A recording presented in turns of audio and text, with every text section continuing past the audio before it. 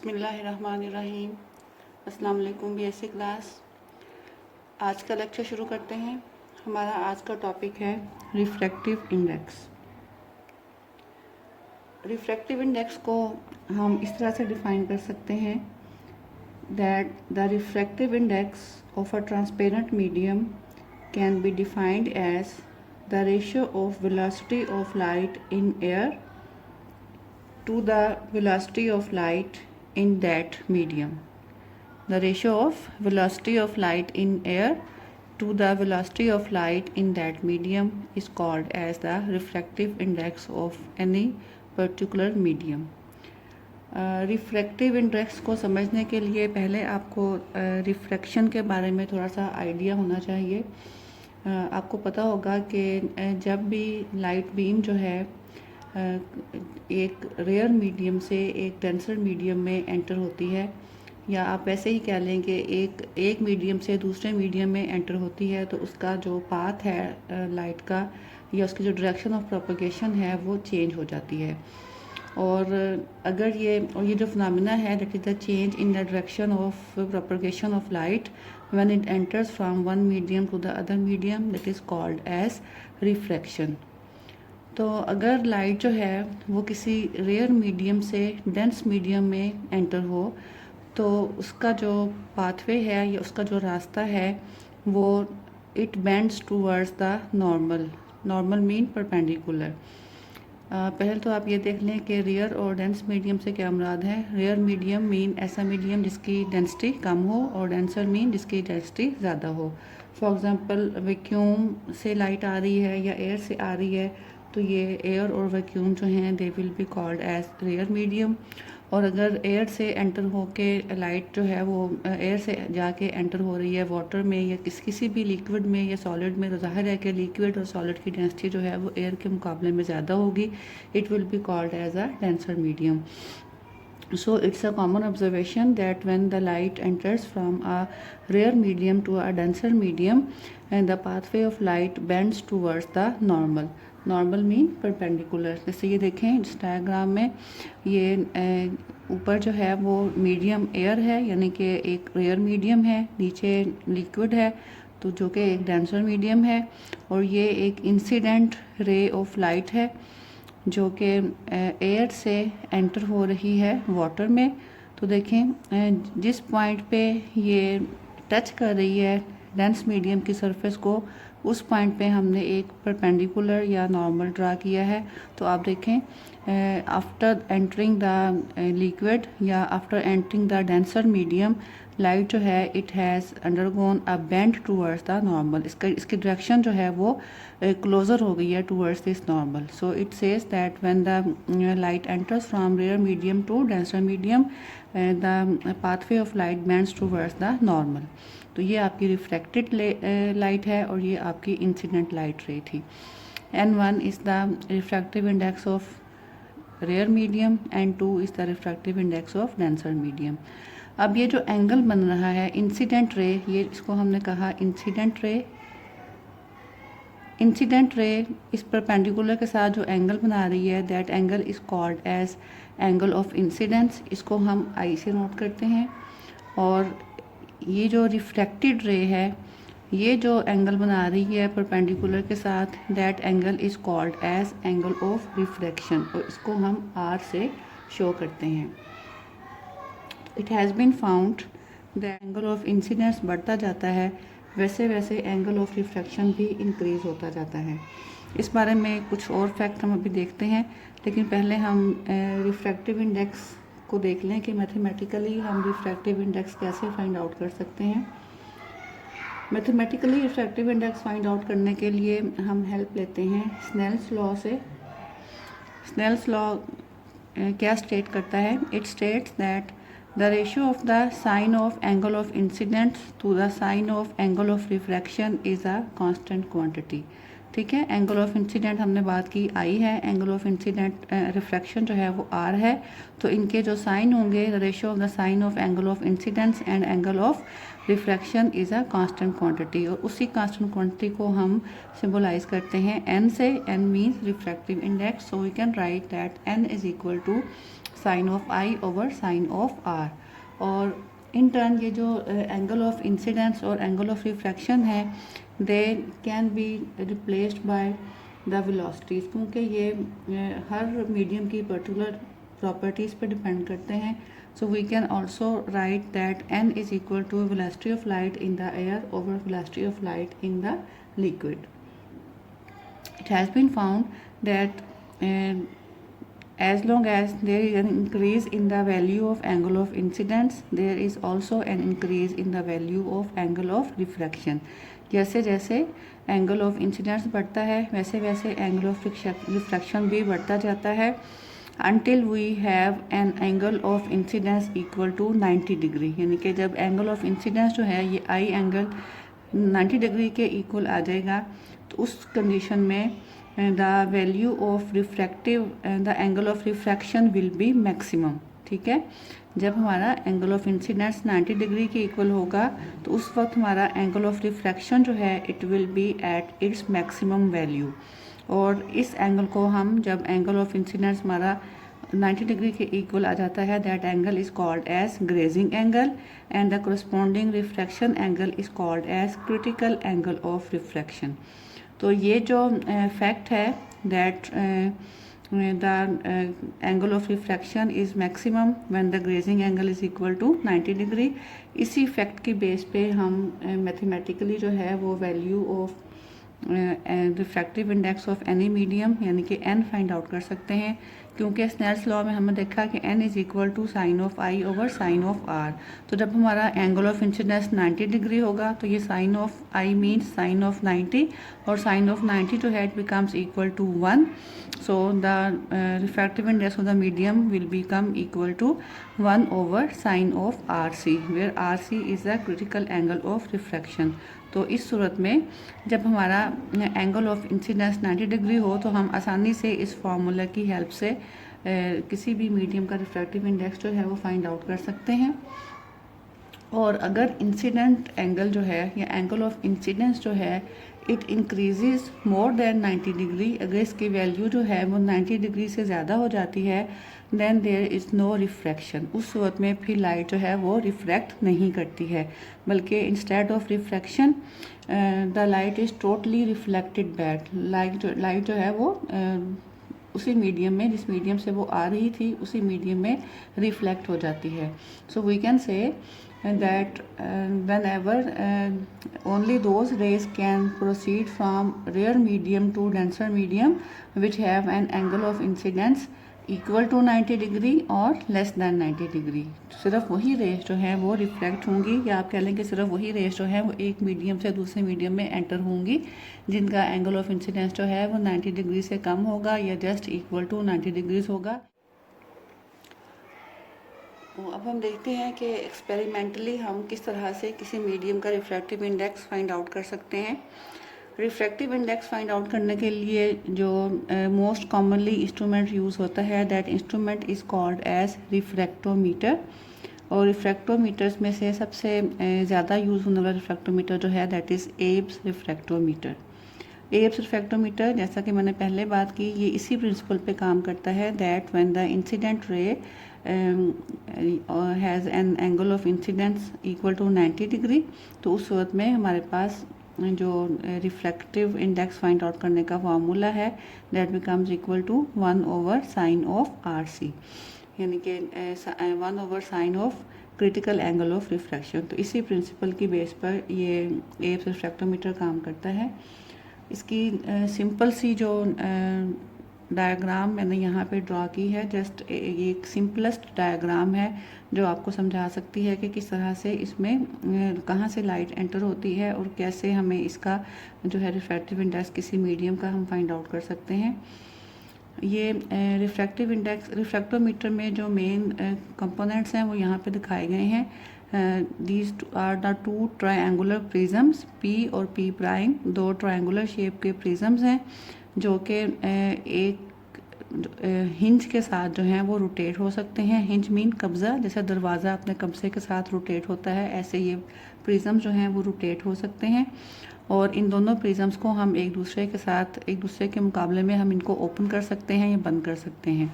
ठीक है, इनके दरमियान में ये जो सरफेसेस, इनके जो फेसेस हैं आपस में मिले हुए हैं, तो ये इनको हम खोल भी सकते हैं। ये आई पीस है, ये टेलीस्कोप जिसको टी से नोट किया हुआ है, यहाँ से हम व्यू करते हैं रिफ्रैक्टोमीटर में। और जब हम व्यू करेंगे तो हमें ज़ाहिर है कि एक सर्कुलर व्यू नज़र आएगा। उस सर्कुलर व्यू में हमें इस तरह से 2 क्रॉस वायर्स नज़र आएंगी। तो ये वो चीज़ है जो कि हमें नज़र आती है एब्स रिफ्रैक्टोमीटर में।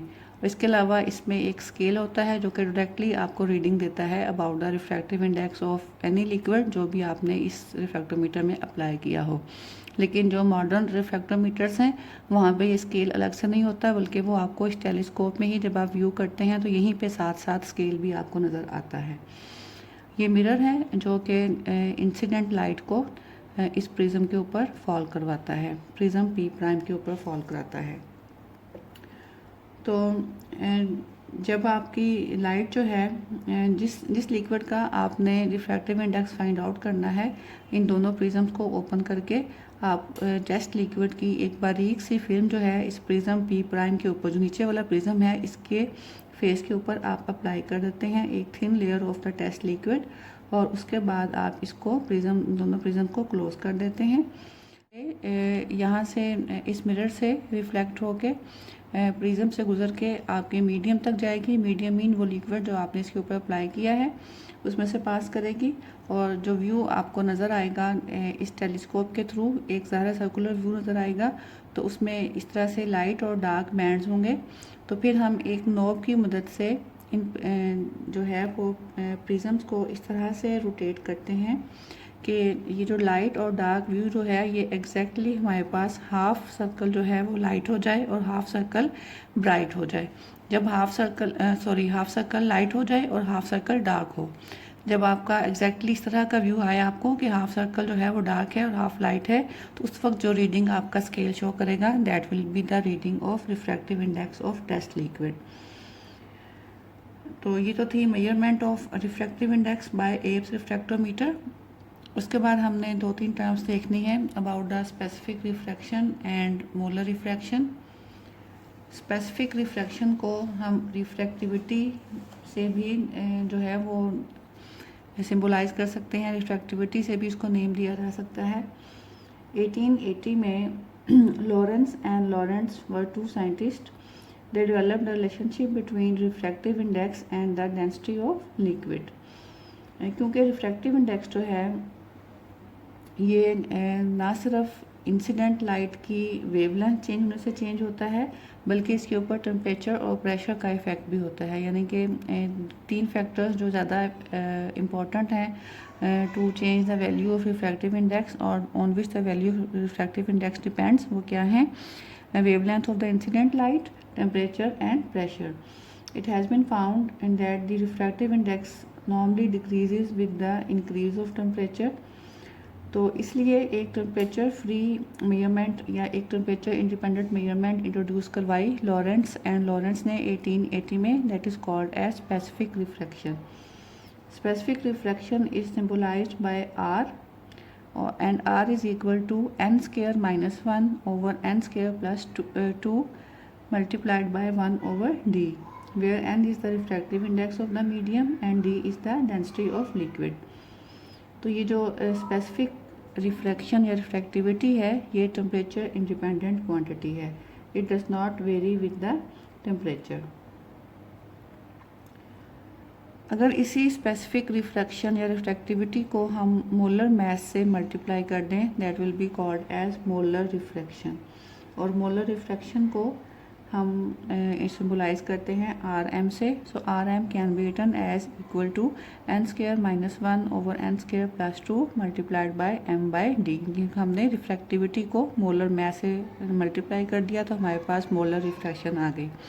Just like refractivity, molar refraction is also temperature independent, but it only depends on the wavelength of light। So normally जब भी हम किसी मीडियम की मोलर रिफ्रैक्टिविटी या मोलर रिफ्रैक्शन की बात करते हैं तो उसमें वेवलेंथ ऑफ लाइट जो है वो साथ मेंशन किया जाता है, क्योंकि वेवलेंथ ऑफ लाइट चेंज होने से मोलर रिफ्रैक्टिविटी चेंज हो जाती है। इसके बाद 4th क्लास हमें देखना है molar refraction and chemical constitution, यानी कि मोलर रिफ्रैक्शन जो है हमें कंपाउंड्स के केमिकल स्ट्रक्चर के बारे में क्या इन्फॉर्मेशन प्रोवाइड कर सकती है।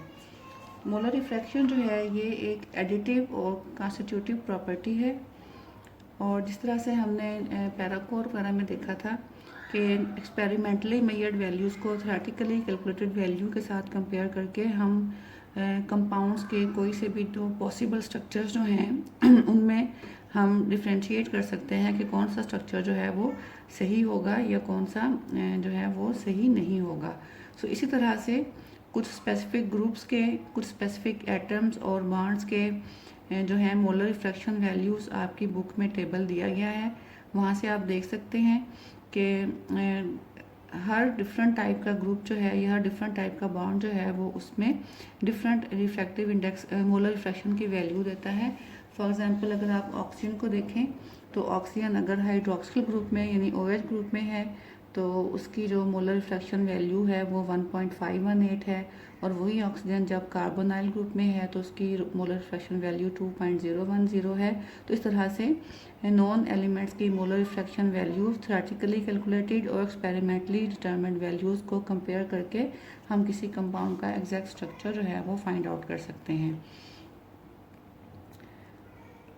इसके अलावा एक जो इम्पोर्टेंट इंफॉर्मेशन हमें मोलर रिफ्रैक्टिविटी या मोलर रिफ्रैक्शन की वैल्यू से मिलती है वो है that we can differentiate between the conjugated and non conjugated systems with the help of the comparison of molar refraction values.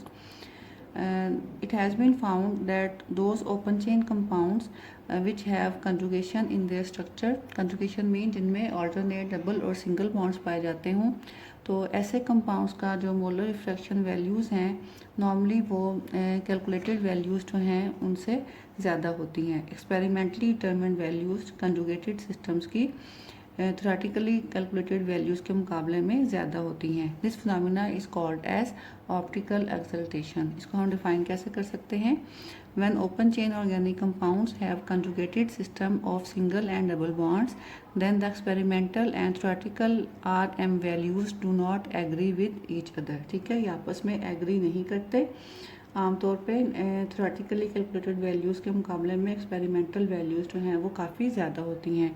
तो इस तरह से ऐसे सिस्टम जिनमें कंजुगेशन पाई जाती हो उनको हम डिफ्रेंशिएट कर सकते हैं from non conjugated systems bye comparison of their experimentally determined and theoretically calculated RM values. और ख़ास तौर पे एक पॉइंट आपने यहाँ जहन में रखना है कि ये जो ऑप्टिकल एक्सल्टेशन का फिनोमेना है ये सिर्फ ओपन चेन कंपाउंड्स में एग्जिस्ट करता है। ऐसे रिंग्स जिनमें कंजुगेशन पाई जाती हो वो ऑप्टिकल एक्सल्टेशन शो नहीं करते। फॉर एग्जांपल बेंजीन रिंग है, नेफ्थलीन है, फिनेंथ्रीन, एंथ्रासीन, ये सारे क्लोज रिंग स्ट्रक्चर्स हैं जिनमें अगरचे एक्सटेंसिव कंजुगेशन पाई जाती है लेकिन ये ऑप्टिकल एक्सल्टेशन शो नहीं करेंगे क्योंकि ये ओपन चेन कंपाउंड्स नहीं हैं।